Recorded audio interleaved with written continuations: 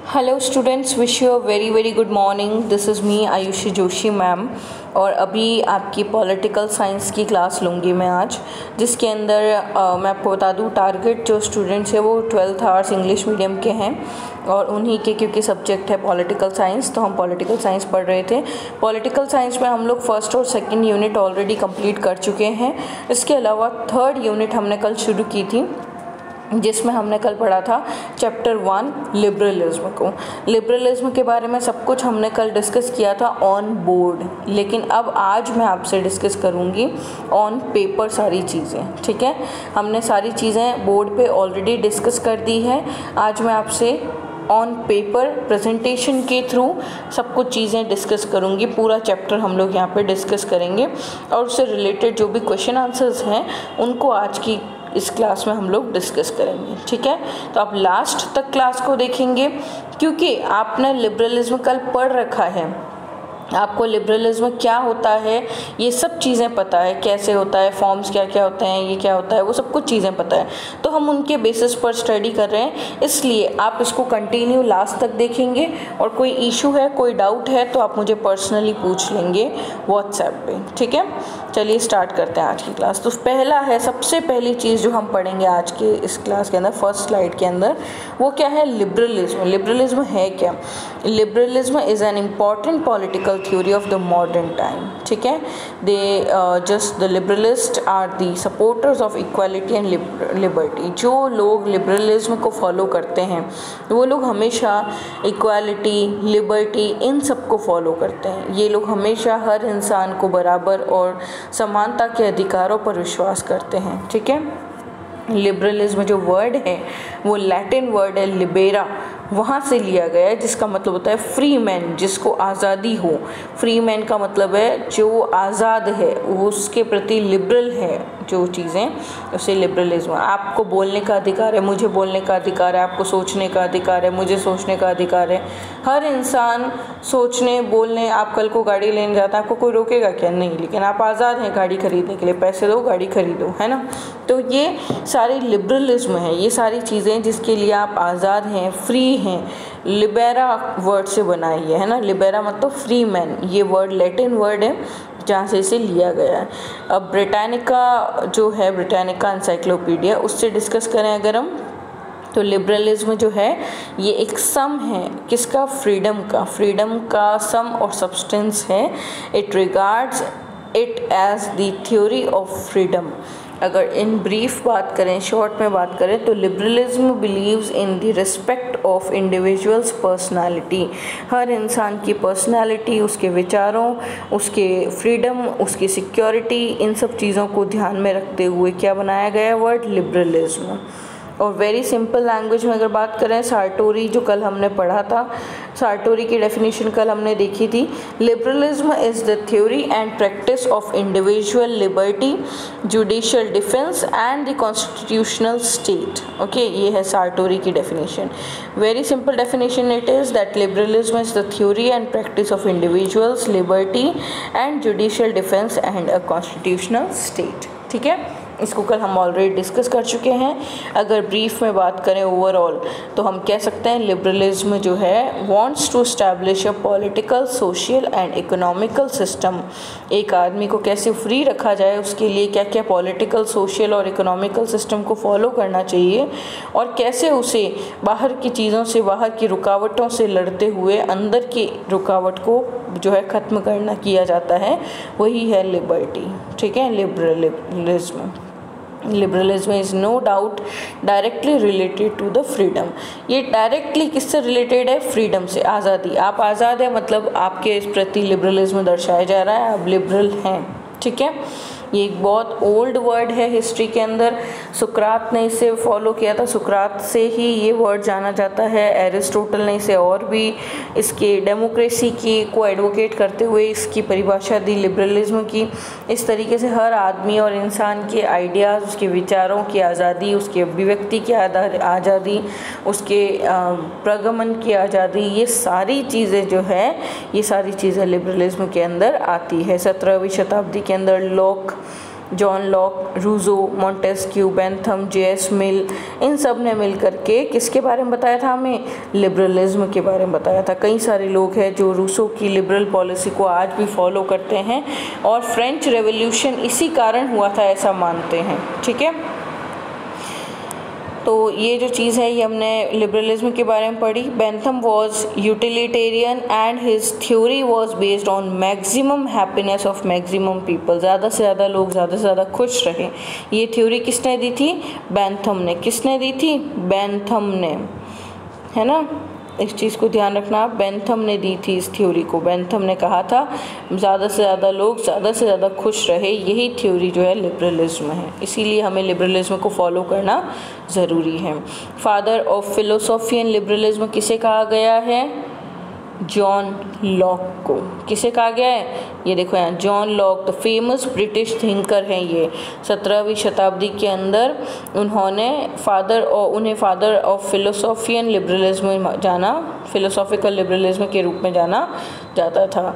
इन्होंने separation of powers को बांट दो, जीवन जीने के सारे अधिकार दो, आज़ादी है होनी चाहिए सबको जीने की, सभी को बोलने की आज़ादी होनी चाहिए, सभी को प्रॉपर्टी की आज़ादी है, सभी नेचुरल चीज़ों की आज़ादी है। तो ये चीज़ किसने कही थी? जॉन लॉक ने। जे.एस. मिल ने इसे और भी रिन्यू किया 19वीं सेंचुरी में और साइंटिफिक मैनर में पेश किया। He was in favour of minimum state interference in life of individual. किसी इंडिविजुअल, आप हैं, आप अगर गाड़ी चला रहे हैं तो स्टेट आपको रोकेगा, सरकार रोकेगी क्या आपको? नहीं। आपको कोई भी आके रोक सकता है क्या? नहीं। आप बोल रहे हैं तो आपको कोई आके रोक सकता है क्या? नहीं। सिर्फ मम्मी पापा आकर के कहेंगे अब चुप हो जा, बहुत देर है, हेडेक होने लग गया, वो एक अलग बात है। इसके अलावा कोई आपको सरकारी कर्मचारी आके कहेगा कि रुक जाओ वरना जुर्माना भर दूंगा, या बोलो वरना जुर्माना भर दूंगा, ना बोलो वरना जुर्माना भर दूंगा मैं आपका। तो ये सारी चीज़ें नहीं होती है। क्यों? क्योंकि ये सारी चीज़ें कहीं ना कहीं कनेक्टेड है लिबरलिज्म से। ठीक है, आज़ादी, बोलने की आज़ादी, सुनने की आज़ादी, सोचने की आज़ादी, कुछ करने की आज़ादी, ये सारी चीज़ें क्या है? लिबरलिज्म के अंदर आती है। अब फॉर्म ऑफ लिबरलिज्म। लिबरलिज्म कितने तरह के होते हैं, इसके फॉर्म्स क्या क्या हैं, कैसे इसे डिवाइड किया गया है, ये पढ़ेंगे। तो लिबरलिज्म दो भागों में बटा हुआ है, ट्रेडिशनल और क्लासिकल। ट्रेडिशनल लिबरलिज्म क्या है? In fact is another name of individualism. Her individual का जो है इंडिविजुअलिज्म मतलब अकेलापन, उसको ही या एक जने का अस्तित्व वो ट्रेडिशनल लिबरलिज्म में इन्वॉल्व है। ठीक है, जैसे कि आपको जीवन जीने का जो तरीका है उसमें कोई इंटरफेरेंस नहीं है। आपको अगर जल्दी आकर किसी ने उठा दिया, मम्मी पापा के अलावा कोई भी तीसरा इंसान पड़ोसी आकर उठा दे, आप क्या कहेंगे? तुझे क्या पंचायती, है ना? ये ऐसे वर्ड्स बोलते हैं हम लोग। आपको क्या मतलब है, आपको क्या पंचायती है? तो क्यों बोलते हैं हम लोग? क्योंकि हमें लगता है हमारे जीवन पे उनका अधिकार नहीं है। तो यही है लिबरलिज्म। ठीक है, तो ट्रेडिशनल लिबरलिज्म मतलब जो चीज़ें बहुत पहले से चली आ रही है ना। इनके मेन सपोर्टर थे जॉन लॉक, हर्बर्ट स्पेंसर और एडम स्मिथ। इन सब ने मिलकर के ट्रेडिशनल लिबरलिज्म को सपोर्ट किया। उन्होंने कहा कि ज़्यादा से ज़्यादा आपकी लाइफ के अंदर कम से कम लोगों का इंटरफेरेंस हो सकता है। ठीक है, फिर आता है मॉडर्न लिबरलिज्म 19वीं सेंचुरी के एंड में और 20वीं सेंचुरी के शुरुआत में बहुत इंपॉर्टेंट चेंजेस देखे गए थे लिबरल फिलोसॉफी के अंदर। इसके अंदर क्या हुआ? वर्कर्स के साथ बहुत बुरा हो रहा था, बहुत एक्सप्लॉइट किया जा रहा था वर्कर्स को। उनके नॉन इंटरफेरेंस की पॉलिसी पूरी तरीके से जो है ख़त्म की जा रही थी। इकोनॉमिक स्फेयर जो है और पॉलिटिकल डेमोक्रेसी स्प्रेड हो चुकी थी। वेल्थ जो है उस पर कंसंट्रेट किया जा रहा था। हेल्थ जो हैंड के अंदर वेल्थ होनी चाहिए, कुछ ही लोगों के पास में पैसा हुआ करता था और अधिकतर वर्कर्स जो है बेचारे गरीब होते जा रहे थे। उनका एक्सप्लॉयटेशन, उनके साथ में उत्पीड़न, उनके साथ में गलत चीज़ें हो रही थी। तो उन चीज़ों को सही करने के लिए जो है इन सब फिलोसोफर्स मैक्वेलर, हॉबाउस, रस्किन, बार्किन, लास्की, इन लोगों ने मिल कर के क्या किया? मॉडर्न लिबरलाइजेशन शुरू की। मतलब मॉडर्न लिबरलाइजेशन मतलब गरीब और अमीर के बीच में बराबरी लाने की। कुछ लोगों के पास पैसा होना, बाकी सब गरीब होना। तो ये सारी चीज़ें जो इनइक्वालिटी पर बेस्ड थी, इकोनॉमिकल वे में या अदर वेज के अंदर, राइट्स भी जो है रिच के पास ज़्यादा अधिकार है, जो पैसे वाला है उसके पास, जो गरीब है उसके पास कम अधिकार हैं। तो ये सारी जो चीज़ें थी, ये सारे जो फॉर्म्स है, ये मॉडर्न लिबरलाइजेशन के अंदर आई। ठीक है, तो अब ये हमने क्या डिस्कस किया, मॉडर्न लिबरलाइजेशन।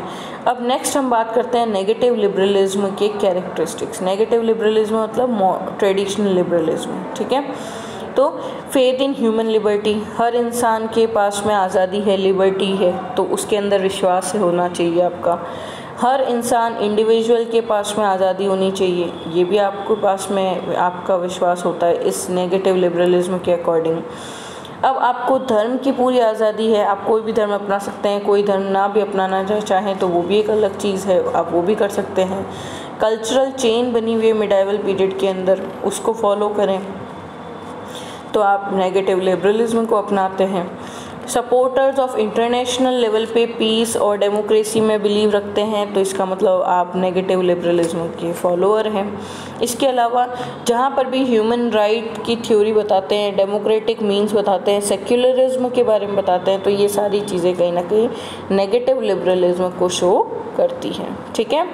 इसके बाद में लिबरलिज्म और फिलोसॉफी जो है जॉन लॉक की, उसके बारे में पढ़ेंगे। जॉन लॉक एक बहुत ही ब्रिटिश फेमस थिंकर हैं जो 17th सेंचुरी के अंदर सामने आए। उन्हें 17th सेंचुरी में फादर ऑफ फिलोसॉफिकल लिबरलिज्म का टैग भी दिया गया। वो चीफ एडवोकेट हुए हैं किसके, ह्यूमन फ्रीडम के, मानव की आज़ादी के सबसे बड़े अधिवक्ता हुए हैं, वो सबसे बड़े लॉयर एडवोकेट हुए हैं। क्या उनका क्या कहना है कि हर इंसान को आज़ादी है, humans should be free, okay.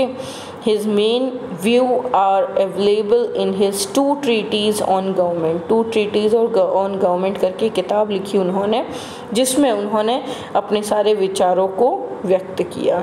While bitterly opposed to despotism, उन्होंने डेस्पोटिज्म को बहुत बुरी तरीके से अपोज किया। और he was the staunch supporter of popular sovereignty, वो पॉपुलर सोवरेनिटी के बहुत कट्टर सपोर्टर थे, है ना, कट्टर सपोर्टर थे।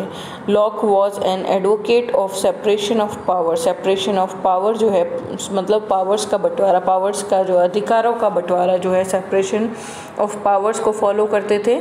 उन्हें लगता था कि सेपरेशन ऑफ पावर से लाइफ एकदम राइट, फ्रीडम मिल जाती है लाइफ में, और आप प्रॉपर्टी का एक नेचुरल अधिकार आपको मिल जाता है, ठीक है। और the end of the state is to remove the obstacle. अगर आप चाहते हैं कि एक स्टेट के अंदर कुछ अच्छी चीज़ें हो तो उसके लिए आपको कुछ अच्छा करना होगा, ना कि आपको डेवलपमेंट के बीच में जो भी आने वाली रुकावटें हैं ना, उन्हें मिटा दो। आप जो विकास कर रहे हो उन्हें मिटा दो। तो ऑब्वियसली आप पढ़ रहे हो, मान लो आपके पढ़ाई के बीच में आने वाला फ़ोन है, या आप किसी से डिस्ट्रैक्ट हो रहे हो, टीवी से डिस्ट्रैक्ट हो रहे हो, फ्रेंड आ गए हैं उनसे हो रहे हो, तो आपको उन सबको हटाना होगा। आपको ये सोच लेना होगा ये आपकी लाइफ में है ही नहीं, तो आप देखिए आपकी पढ़ाई बहुत अच्छे से हो पाएगी, है ना। Criticism of negative liberalism. अब नेगेटिव लिबरलिज्म का क्रिटिसिज्म भी होता है। सबसे बड़ी चीज़ तो सोशल एरिया की बात करें तो maximum individual liberty is against the morality.